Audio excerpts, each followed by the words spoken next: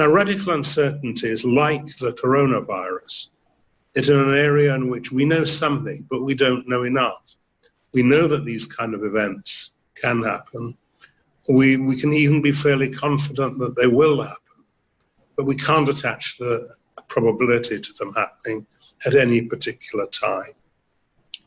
So what's happened in financial modeling is that people have conflated risk, uncertainty, and volatility.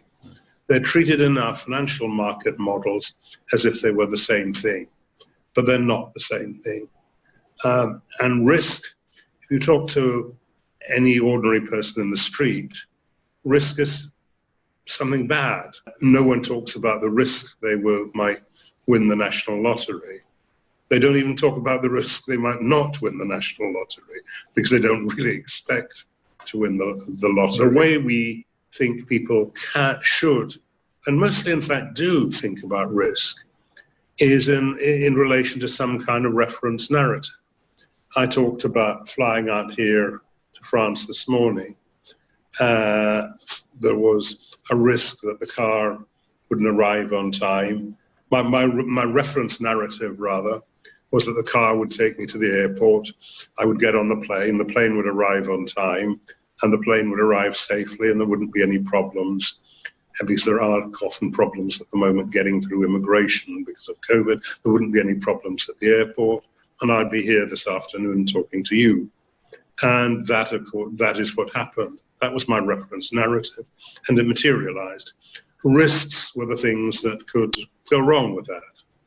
And being a prudent person, I thought about these various risks.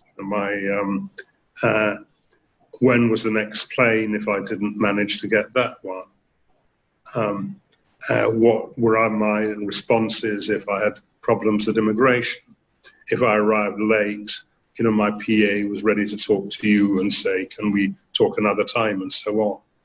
So managing risk is building strategies that are robust and resilient to events, some of which you can describe in qualitative terms, very few of which you can describe in quantitative terms.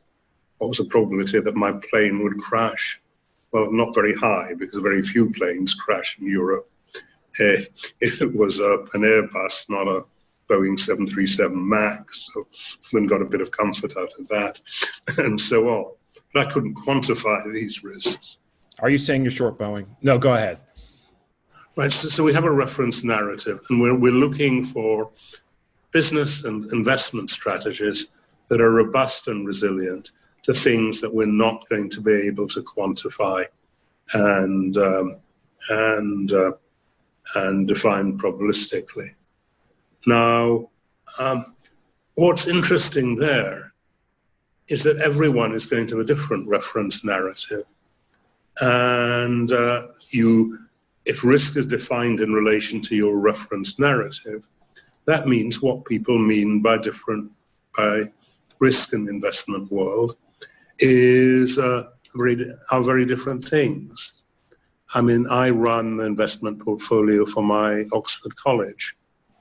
It's a college that's been going for 500 years and hopes to be going for another 500 years. And the reference narrative is that we're able to take amounts from the endowment that will sustain and hopefully allow to expand the academic activities of the college.